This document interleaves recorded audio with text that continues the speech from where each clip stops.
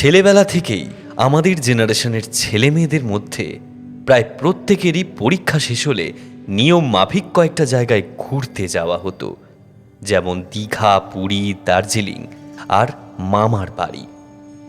অন্য জায়গাগুলোতে যদি নাও যাওয়া হতো, পরীক্ষার পর মামার বাড়ি যাওয়া ছিল পরীক্ষার ফল প্রকাশের মতোই অবধারিত। আমার ক্ষেত্রেও তা ব্যতিক্রম ঘটেনি। তবে সেবার একটা আলাদা রকমের উত্তেজনা ছিল। বাবা কথা দিয়েছিলেন পরীক্ষা শেষ হলে আমাকে প্রথমবার দার্জিলিং নিয়ে যাবেন। এই প্রথম বরফে মোড়া পাহাড় দেখব বলে উত্তেজনায় মনটা বেশ আনন্দে উঠছিল। কিন্তু ঠিক শেষ মুহূর্তে বাবার জরুরি একটা কাজ পড়ে গেল। তিনি চলে গেলেন দিল্লি, আর আমাকে আর মাকে পাঠিয়ে দিলেন মামার বাড়ি শাকুলপাড়ায়। দার্জিলিংয়ের বদলে শাকুলপাড়া, তুলনাটা ভাবতে পারছেন? স্বাভাবিকভাবেই মনটা খারাপ হয়েছিল। তবু বছরে ওই একটাই সময় যখন নিজের বাড়ি ছেড়ে অন্য কোথাও গিয়ে থাকার সুযোগ মিলত। তাই পরিচিত গণ্ডির বাইরে কিছুদিন কাটানোর আনন্দটাই তখন বড় হয়ে উঠল। সেজন্যই দার্জিলিংয়ের স্বপ্নটা আপাতত তুলে রেখে শাকুলপাড়ায় গিয়েই মনটাকে ভালো করে নিতে চাইলাম।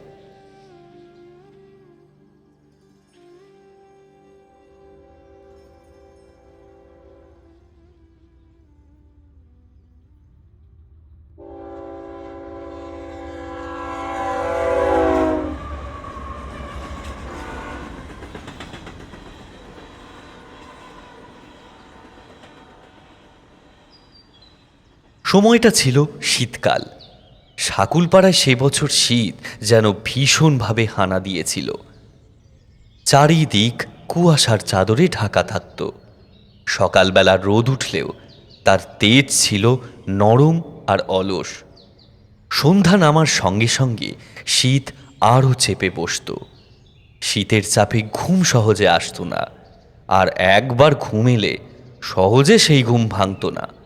অর্থাৎ শীতকাল আর মামার বাড়ি, এই দুয়ের মেলবন্ধনে আরামের কোনো ঘাটতি ছিল না। এই যে দাদু ভাই, ভাপা পিঠে করেছে লক্ষ্মী দিদি। আয় দাদু ভাই, দুটো খেয়ে যা। ওবেলায় জলখাবারে কাশ্মীরি আলুর দম আর কচুরি করেছি। বাইরে বেরিয়ে বেশি দেরি করিসনি যেন। তোর মামা বাজার সেরে এলে একসাথেই পাত পেরে বসবি। সকালে ওঠা থেকেই কখনো ভাপা পিঠে, কখনো লুচি তরকারি, আবার কখনো নলেন গুড়ের মিষ্টি তো লেগেই ছিল। তারপর দুপুরে ভাতের পাতে ঘি ছড়ানো সবজি, ডাল, পাঁচমিশালি তরকারি, বড় বড় মাছের কালিয়া, গুড়ের পায়েস খেয়ে হজম হতে না হতেই রাতে আবারও গরম গরম ভাত আর কচি পাঁঠার মাংস। উফ, কি রেখে যে কি খাবো সেটাই বুঝতে পারতাম না। প্রবল শীতে নাকি মানুষের আহারের পরিমাণ বেড়ে যায়। আমারও হয়েছিল সেই দশা। মামার বাড়িতে গিয়ে সেবার অকারণেই খিদেটা যেন বেড়ে গিয়েছিল। দিদার হাতের তৈরি নারকেল নাড়ু, পাটিসাপটা, নানা রকম পিঠে, দুধপুলি আর কি যে খাওয়া হতো তার ঠিক নেই। কখন যে কোন পদ সামনে এসে পড়ত তার হিসেব রাখা খুব মুশকিল ছিল। তবে মামার বাড়িতে সবচেয়ে ভালো রান্না করতেন আমার মামি। বিশেষ করে কড়াইশুঁটির কচুরি আর কাশ্মীরি আলুর দমে তার চুরি মেলা ভার। শুধু রান্না নয়, মানুষ হিসেবেও মামি ছিলেন অসম্ভব স্নেহশীলা। মামি আমাকে খুব ভালোবাসতেন। তার নিজের কখনো সন্তান হয়নি, তাই হয়তো তিনি আমাকেই নিজের সন্তানের মতো আগলে রাখতেন। মামার বাড়ি গেলে আমার মাকে আমার দিকে বিশেষ নজর দিতে হতো না বললেই চলে। কিন্তু এবারে মামার বাড়ি পা দিয়েই আমার মন খারাপ হয়ে গেল। বাড়িটা যেন কেমন ফাঁকা ফাঁকা লাগছিল। এর আসল কারণটা হলো সেবার মামার বাড়িতে আমার মামি ছিলেন না। মামার কাছ থেকেই সব কথা জানতে পারলাম। এবছর শীত পড়তেই মামি নিজের বাপের বাড়ি চলে গেছেন কাঁকড়াডাঙ্গা গ্রামে। সেখানে প্রতি বছর শীতকালে টানা ১৩ দিনের এক বিশাল বড় মেলা হয়। বিয়ের পর থেকে সেই মেলায় একবারও যাওয়া হয়ে ওঠেনি মামির। তাই তিনি এবার জেদ ধরেছিলেন, যে করেই হোক এই বছর তিনি যাবেনই। আসলে মামি জানতেন যে এবারে মা বাবা আমাকে নিয়ে দার্জিলিংয়ে যাবেন, কিন্তু পরিস্থিতি যে হঠাৎ বদলে গিয়ে সেই পরিকল্পনা বাতিল হয়েছিল সেই বিষয়ে মামি কিছুই জানতেন না। তাই তিনি নিশ্চিন্তে বাপের বাড়ি যাওয়ার পরিকল্পনা করেছিলেন। মামা নিজে গিয়ে মামিকে কাঁকড়াডাঙ্গায় পৌঁছে দিয়ে এসেছিলেন। কথা ছিল মেলা শেষ হওয়ার কয়েকদিন আগেই মামা আবারও সেখানে যাবেন, দুদিন থেকে মামিকে নিয়ে ফিরে আসবেন। কিন্তু শাকুলপাড়া এসে মামিকে না দেখে আমার মনটা ভীষণ খারাপ হয়ে গেল। তখন বয়স কম, আবেগ সামলানোর ক্ষমতাও ছিল না। একবার কান্না শুরু হলে আর কিছুতেই থামানো যেত না। মামার বাড়িতে তো রোজ রোজ আসা হয় না, তাই এবারে মামির সঙ্গে দেখা হবে না ভেবেই আমি জোরে জোরে কাঁদতে লাগলাম। আরে ঠিক আছে রে বাবা, নিয়ে যাব। মামির না ওটা হয়েছে একেবারে। যাব আমরা কাঁকড়াডাঙ্গা যাব, তোকে মেলাতেও ঘুরিয়ে নিয়ে আসবো। তাই? আরে হ্যাঁ রে বাবা, হ্যাঁ, এবার হয়েছে তো, নে এবারে চুপ কর। শেষমেশ মামা আমার কান্নার কাছে হার মানলেন। তিনি ঠিক করলেন আমাকে সঙ্গে নিয়ে কাঁকড়াডাঙ্গা যাবেন। শুধু তাই নয়, সেই মেলাটাও আমাকে ঘুরিয়ে দেখাবেন।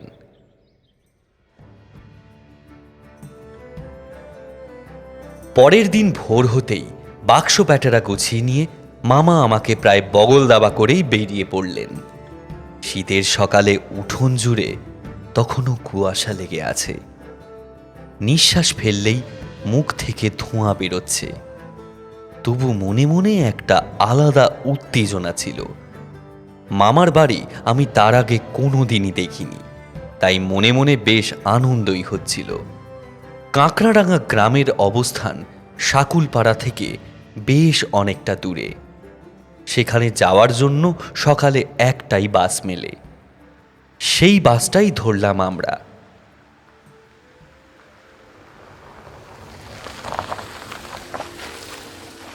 এই নে ওট। আমি জানলার ধারে বসবো। বস, ওখানে বস। মামির বাড়ি আমি তার আগে কোনোদিনই দেখিনি, তাই মনে মনে বেশ আনন্দই হচ্ছিল। কাঁকড়াডাঙ্গা গ্রামের অবস্থান শাকুলপাড়া থেকে বেশ অনেকটা দূরে। সেখানে যাওয়ার জন্য সকালে একটাই বাস মেলে, সেই বাসটাই ধরলাম আমরা। বাসে উঠেই মামার পাশে একটা জানালার ধারের সিট দখল করে বসে পড়লাম। বাসটা খটর খটর করতে করতে ধীরে ধীরে এগোতে শুরু করলো।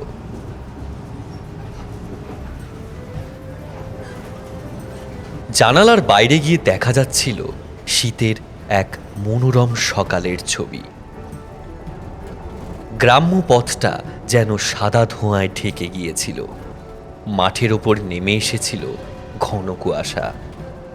দূরের গাছগুলো আবছা ছায়ার মতো মাথা উঁচু করে দাঁড়িয়ে আছে। রাস্তার পাশে বসে বসে অনেকেই খড়কুটো নিয়ে আগুন জ্বালিয়ে হাত সেঁকছে। পথে ছোট ছোট চা আর কচুরির দোকানে বেশ ভিড় লক্ষ্য করলাম। দিদা আমাদের শুকনো খাবার কিছু সঙ্গে দিয়েছিলেন, সেগুলোই অল্প অল্প করে খেতে খেতে বাইরে তাকিয়ে দৃশ্য উপভোগ করছিলাম। বাস যত এগোচ্ছিল পথ ততই বদলে যাচ্ছিল।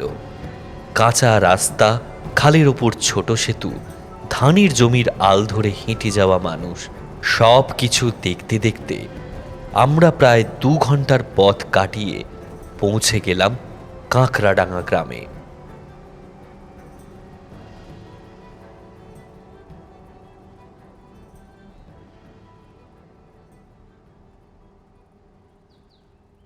বলা বাহুল্য যে মামি আমাকে দেখে ভীষণ খুশি হলেন।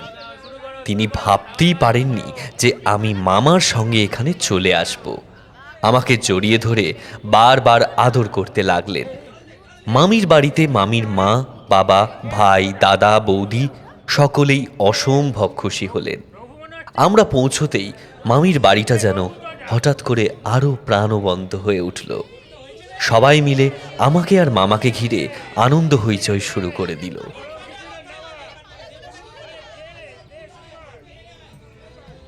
কিছুক্ষণ বিশ্রামের পর মামি নিজেই আমাকে গ্রাম ঘুরিয়ে দেখালেন। কাঁকড়াডাঙ্গা গ্রামটা সত্যি অপূর্ব সুন্দর। চারপাশে খোলা মাঠ, পরিষ্কার স্বচ্ছ হাওয়া, একরকম শান্ত ও মন ভোলানো পরিবেশ। দূরে একটা বড় মাঠ দেখিয়ে মামি জানালেন এখানেই নাকি শীতকালে বিকেলবেলা থেকে রাত অবধি টানা ১৩ দিন ধরে বিরাট মেলা বসে। শীতকালীন সেই মেলা এই গ্রামের সবচেয়ে বড় উৎসব। মামা তখন হেসে জানালেন যতদিন আমরা ওখানে থাকব ততদিন মামা আমাকে ওই মেলা দেখাতে নিয়ে যাবেন।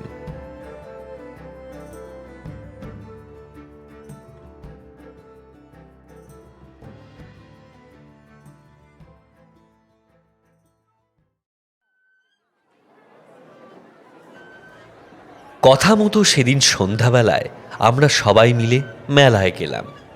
আলোয় ঝলমল করে উঠেছিল পুরো মাঠ। চারদিকে মানুষের ভিড়, সারি সারি দোকান, আর অবিরাম কোলাহলে ভরে উঠেছিল সেই বিশাল প্রাঙ্গণ। আমার জন্য একটার পর একটা জিনিস কেনা হলো। দড়ি টানা বেজির মতো খেলনা, বেলুন, ছোটোখাটো কত কি। তার সঙ্গে ভালো মন্দ সুস্বাদু খাবারও খাওয়ানো হলো। কিন্তু সেখানে আমি এক অদ্ভুত দৃশ্য দেখলাম, যেটা তখনও পর্যন্ত আমি কোথাও দেখিনি। বিশাল লম্বা লম্বা কিছু মানুষ মাঠের মাঝে দাঁড়িয়ে কাঁসর, খঞ্জনি আর মাদলের মতো বাদ্যযন্ত্রের তালে তালে তারা নাচছে। এত লম্বা মানুষ যে হতে পারে সেটা আমার ধারণার বাইরেই ছিল। আমি বিস্ময়ে মামার দিকে তাকিয়ে সেই কথা বলতেই মামা হেসে বললেন ওরা আসলে নাকি এতটা লম্বা নয়, ওরা পায়ে রনপা পরে নাচছে। সেই রনপাগুলো নিজেদের পোশাকের ভেতর ঢেকে রাখার জন্যই আমাদের চোখে সেইগুলো পড়ছে না। রনপা শব্দটা আমি তার আগে কখনো শুনিনি, তাই মামা আমাকে সহজ করে বুঝিয়ে বললেন রনপা আসলে লম্বা লাঠির মতো দুটো কাঠামো, যেগুলো পায়ে পড়ে মানুষ মাটি থেকে অনেকটা উঁচুতে উঠে হাঁটাচলা কিংবা নাচ গান করতে পারে। এই জিনিসটা তখন মূলত সার্কাসেই বেশি দেখা যেত, কিন্তু আমি তার আগে কোনোদিনও সেরকম কিছু দেখিনি। তাই সেদিন তাদের দেখে আমি চোখ সরাতে পারছিলাম না। ওই লম্বা মানুষগুলোর নাচ আমার অদ্ভুত রকম ভালো লাগতে শুরু করলো। মেলা শুরু হতেই সেই যে তারা নাচ ধরেছিল সেভাবেই একটানা নেচে চলেছিল। লক্ষ্য করেছিলাম ওরা কয়েকটা দলে ভাগ হয়ে নাচ করছিল। একটা দল নাচ শেষ করলে সঙ্গে সঙ্গেই আরেকটা দল উঠে নাচ শুরু করছিল। কত লোকে আসছে, হা করে ওদের নাচ দেখছে, তারপর মেলার ভেতর এদিক ওদিক চলে যাচ্ছে। তবে আমি হাঁ করে বসে শুধুই ওদের নাচ দেখে যাচ্ছিলাম। সেই রনপা পরা মানুষগুলোর ভিড়ের মধ্যেই হঠাৎ করে একজনের ওপর আমার চোখ পড়েছিল। সে নাচছিল না, খেলা দেখানোর খোলা জায়গাটার একেবারে দূরের একটা কোণে আলো আর রোশনাইয়ের প্রান্তে দাঁড়িয়েছিল সে। কেন জানি না মনে হলো সে আমার দিকেই তাকিয়ে আছে। এত আলো থাকা সত্ত্বেও তার মুখটা আমি স্পষ্ট দেখতে পাচ্ছিলাম না। মনে হচ্ছিল ইচ্ছে করেই সে নিজের মুখটা আড়াল করে রেখেছে। কিছুক্ষণ সেই দিকে তাকিয়ে থেকে আমি মুখ ফিরিয়ে আবার নাচের দিকে মন দিলাম। তখন বিষয়টার বেশি গুরুত্ব দিয়ে ভাবিনি। এরপর আরও ২-৩ দিন ধরে নিয়ম করে মেলায় গিয়েছিলাম। লিকলিকে পাওয়ালা ওই লম্বা মানুষগুলোর নাচ দেখলে আমার অসম্ভব আনন্দ হতো। কি যে টান ছিল ওদের নাচে নিজেও বুঝতাম না। তবু প্রতিদিনই অজান্তেই আমার চোখ গিয়ে পড়ত মেলার ওই কোণাটায়। সেখানে সেই লম্বা রনপা পরা মানুষটা দাঁড়িয়ে থাকত, সে কখনো কাছে আসতো না, নাচেও যোগ দিত না, শুধু দলছুট হয়ে দূর থেকে দাঁড়িয়ে এই দিকেই তাকিয়ে থাকতো। আর আমার মনে হতো সে যেন ঠিক আমাকেই দেখছে।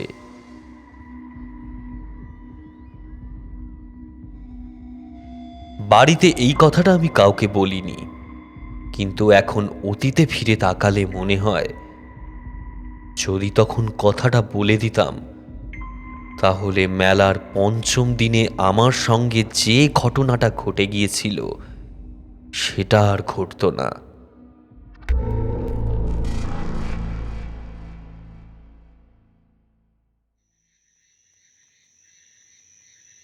সেদিন মামা মামি কেউই মেলায় যাননি।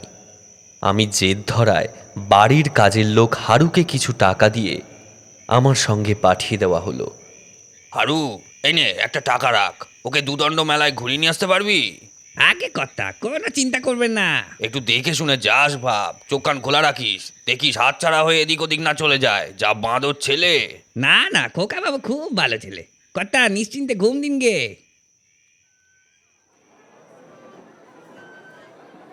মেলায় পৌঁছেই আমি সোজা চলে গেলাম রনপা পড়া লম্বা মানুষদের নাচের জায়গাটায়। হারু প্রথমে আমার পাশেই বসেছিল, কিন্তু আমি মন দিয়ে নাচ দেখছি দেখে সে উঠে গিয়ে সামনে একটা দোকানে গেল গরম গরম জিলিপি আনতে। ঠিক তখনই দেখলাম একজন রনপা পড়া লম্বা মানুষ এসে আমার সামনে দাঁড়ালো।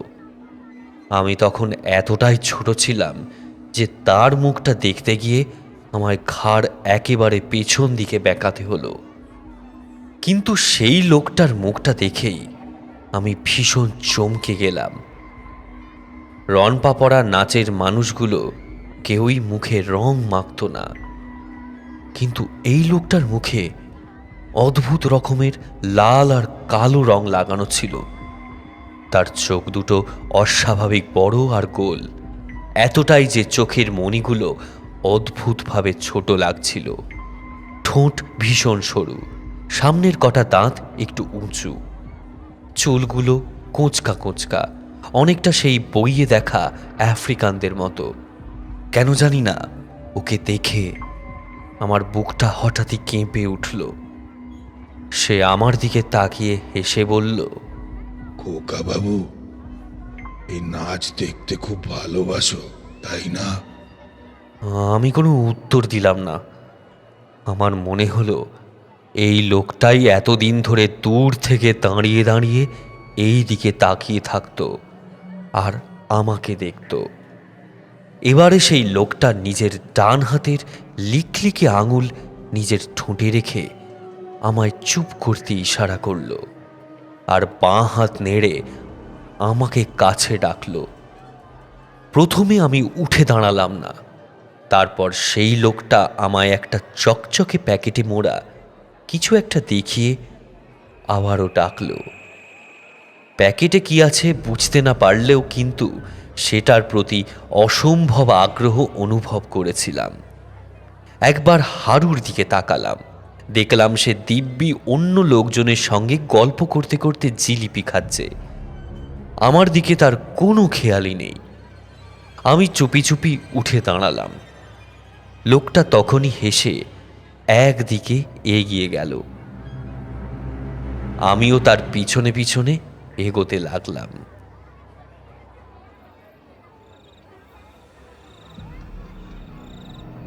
দেখলাম লোকটা মেলার বাইরে চলে যাচ্ছে। ধীরে ধীরে আমরা সেই বিরাট প্রাঙ্গণ ছেড়ে বেরিয়ে পড়লাম। মেলার ভেতর ভিড় আর কোলাহল থাকলেও বাইরে তেমন ভিড় নেই। আছে কেবল একটা ছোট চায়ের দোকান। সেখানে দু একজন লোক বসে চা খেতে খেতে গল্প করছিল, কিন্তু ওই দৃশ্যের দিকে আমার চোখ ছিল না। আমার নজর আটকে ছিল সামনে হাঁটা রনপা পড়া সেই বিশাল মানুষটা আর তার হাতে ধরা চকচকে প্যাকেটটার দিকে। কি আছে ওটার ভেতরে? কেন সে আমাকে ওটা দেওয়ার জন্য ডেকে নিয়ে চলেছে? এসব কিছুই জানতাম না আমি, তখন অত শত বোঝার মতো বয়সও ছিল না আমার। ভিড় আর কোলাহল ধীরে ধীরে আমার পেছনে পড়ে রইল। আমি এগিয়ে চললাম সামনের মানুষটাকে অনুসরণ করতে করতে। শীতের ঠান্ডা কনকনে হাওয়া গায়ে এসে লাগতেই আমার শরীরটা শিরশির করে উঠল। আকাশের নীলচে অন্ধকারের মধ্যেও আশপাশটা অস্পষ্টভাবে দেখা যাচ্ছে। আমরা মেলার এলাকা ছেড়ে অনেকটাই দূরে চলে এলাম। আশেপাশে আর কোনো মানুষ নেই, এমনকি বাড়ি ঘরও দেখা যাচ্ছে না। কেবল দুপাশে ফাঁকা মাঠ আর মাঝখান দিয়ে এঁকে বেঁকে চলা কাঁচা রাস্তা। সেই রাস্তা দিয়েই আমরা এগিয়ে চলেছি। লম্বা মানুষটার রনপা পড়া পায়ের ঠুকঠুক শব্দ আমার কানে এসে লাগছিল। শব্দটার মধ্যে অদ্ভুত একটা ছন্দ ছিল, কেমন যেন সম্মোহিত করার মতো শব্দ। সেই শব্দ শুনে আমি যেন নিজেকে আর আটকাতে পারছিলাম না। এভাবেই অনেকক্ষণ হাঁটার পর হঠাৎ করে টের পেলাম আমার পায়ে বেশ ব্যথা করছে। আমি থেমে গেলাম, তারপর পিছনে ফিরে তাকালাম। চোখের সামনে দেখলাম শুধু অন্ধকার রাস্তা, আর কিছুই যে দেখা যাচ্ছে না। আমি বুঝতেই পারছিলাম না যে কোথায় চলে এসেছি। এই পথ আমার একেবারেই চেনা নয়। আমি বাড়ি ফিরব কিভাবে? এই ভেবে বুকের ভেতর কেমন একটা কাঁপুনি শুরু হলো। তাড়াতাড়ি সামনে তাকালাম সেই লম্বা মানুষটার দিকে। ঠিক তখনই ভয় আমার হৃৎপিণ্ড মুহূর্তের জন্য থেমে গেল। দেখলাম সেও থেমে গিয়ে আমার দিকেই ফিরে দাঁড়িয়েছে। মানুষটা এতটাই লম্বা যে তার বুকের ওপরের অংশটা রাতের অন্ধকার আকাশের মধ্যে মিলিয়ে গেছে, অর্থাৎ তার মুখটা আর স্পষ্ট দেখা যাচ্ছে না। হঠাৎ করেই সেই লম্বা মানুষটার রনপা পড়া পায়ে ঠুকঠুক শব্দ তুলে নাচতে শুরু করলো।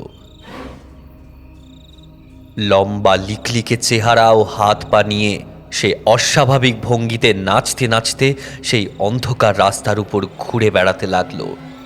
কেন জানি না সেই মুহূর্তে আমার ভীষণ ভয় করতে শুরু করলো। এই নাচ আর দেখতে ইচ্ছা করছিল না, গায়ে কাঁটা দিয়ে উঠল আমার। হঠাৎ সে নাচ থামিয়ে অদ্ভুত ভঙ্গিতে মুখটা আমার দিকে নিচু করে নিজের লম্বা লম্বা দাঁত বের করে বিকট হেসে ফ্যাস ফ্যাসে গলায় বলল, কি রে বেটা, তুই আমার পিছু পিছু এলি কেন রে?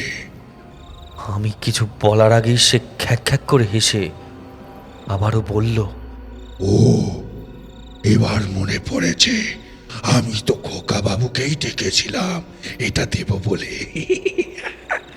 এই বলে সে নিজের হাতে ধরা চকচকে প্যাকেটটা আমার মুখের সামনে তুলে ধরল। আমি হাত বাড়িয়ে প্যাকেটটা নিতে যেতেই লোকটা হঠাৎ করে তার লম্বা পা তুলে দুপা পিছিয়ে গেল। আমি সামনে হোঁচট খেয়ে মাটিতে পড়ে গেলাম। সঙ্গে সঙ্গে সে বিকটভাবে হেসে উঠল।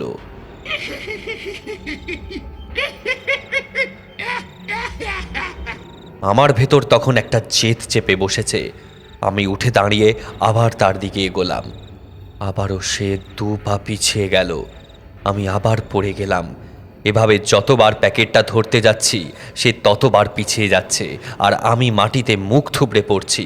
একসময় আমি ক্লান্ত আর বিরক্ত হয়ে থেমে গেলাম।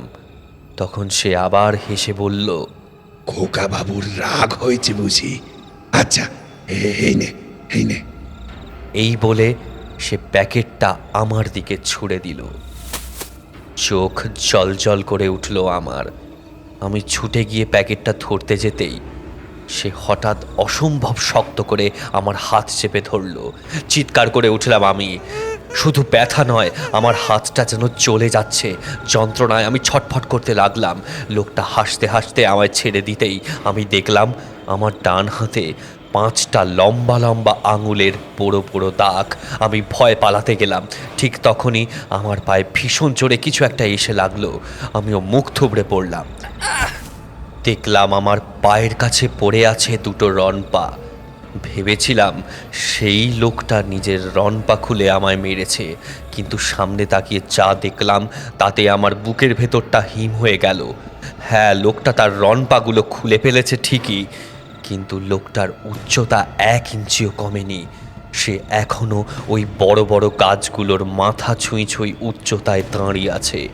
স্পষ্ট বোঝা যাচ্ছে যে তার নিজের পাই সুপুরি গাছের এক একটা কাণ্ডের মতো লম্বা লম্বা হয়ে গেছে। আমি আর চিৎকারও করতে পারলাম না, গলা শুকিয়ে গিয়েছিল আমার। লোকটা আবারও বিকট হেসে বলল, খোকা বাবু, এবার যে আমার সঙ্গে তোমায় যেতে হবে। আরে তোরা সবাই বেরিয়ে আয়। আমার চারপাশে বড় বড় গাছের মাথাগুলো খেপে উঠল, যেন কেউ তাদের চুলের মুঠি ধরে নাড়াচ্ছে।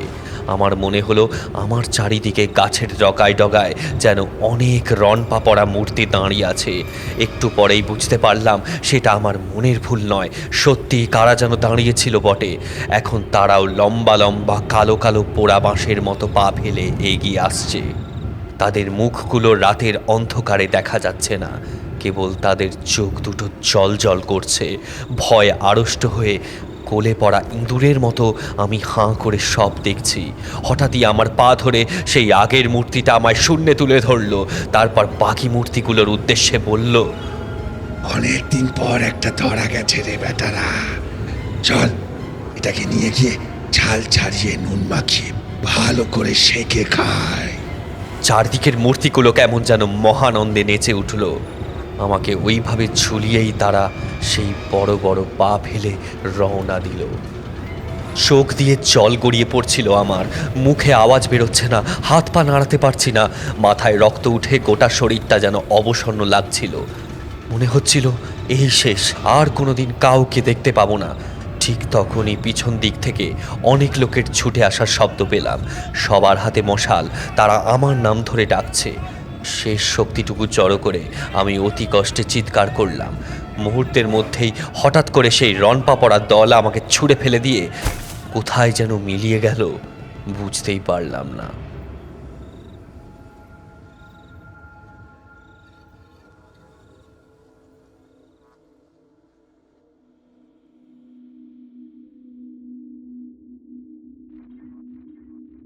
গ্রামবাসীরা সবাই মিলে আমাকে উদ্ধার করল। হারু আমাকে খুঁজে না পেয়ে মেলা থেকে লোকজন নিয়ে বেরিয়েছিল। চায়ের দোকানের লোকেরা বলেছিল তারা একজন বাচ্চা ছেলেকে একা একা ওই অন্ধকার রাস্তায় যেতে দেখেছে। সেই শুনেই হারুরা ওই দিকে ছুটে এসেছিল। এরপর আমার সঙ্গে কি হয়েছে শুনে মামা সেদিনই নাচের দলটার কাছে গিয়ে সেই লোকটার খোঁজ করলেন, কিন্তু সেই বর্ণনার সঙ্গে মেলে এমন কাউকে খুঁজেই পাওয়া গেল না। কিন্তু তারা একটা ভয়ঙ্কর কথা বলল। আমি যেমন মানুষের কথা বলছিলাম ঠিক তেমনি একজন ওদের দলে একসময় ছিল। তার নাম ছিল ন্যাড়া। খুব ভালো নাচত সে, কিন্তু লোকটা ভালো ছিল না। মেলায় মেলায় ঘুরে সুযোগ বুঝে ছোট ছোট বাচ্চা চুরি করে বিক্রি করে দিত। তার আরও সাঙ্গপাঙ্গ ছিল এই কাজে। তারা যদিও নাচের দলের সাথে যুক্ত ছিল না। একদিন ন্যাড়া তার গোটা দলবল সমেত ধরা পড়ে যায়, আর গ্রামবাসীরা তাদের ধরে গণধোলাই করে ভুল করে মেরেই ফেলে। সেটা প্রায় 5-6 বছর আগের কথা। তাহলে সে ফিরে এসে আমায় নিয়ে যাবে কি করে? সেই প্রশ্নের উত্তর কারোর কাছে ছিল না। আজ এত বছর পর বুঝি কেন চায়ের দোকানের লোকেরা সেদিন আমাকে একা দেখেছিল, অথচ আমি তো ওই রনপাওয়ালা মানুষটাকে অনুসরণ করেই এগোচ্ছিলাম। আসলে সেই দিন আর কেউ ওকে দেখেনি, কারণ ও চায়নি আমি ছাড়া ওকে আর কেউ দেখুক। আমি জানি না সেদিন হারু দলবল নিয়ে না এলে ন্যাড়ার রনপা পড়া ভূত আমার সঙ্গে কি করত। তবে সেই ঘটনার পর থেকে আজও কোনো রনপা পড়া মানুষ দেখলেই আমার গা শিউরে ওঠে। একা বসে থাকলে এখনো কানে ভেসে আসে সেই ঠুকঠুক কাঠের পায়ের শব্দ, যেন সে এখনো কোথাও খুব কাছেই আছে। একবার সুযোগ পেলেই সে তার অসমাপ্ত কাজটা করতে ফিরে আসবে।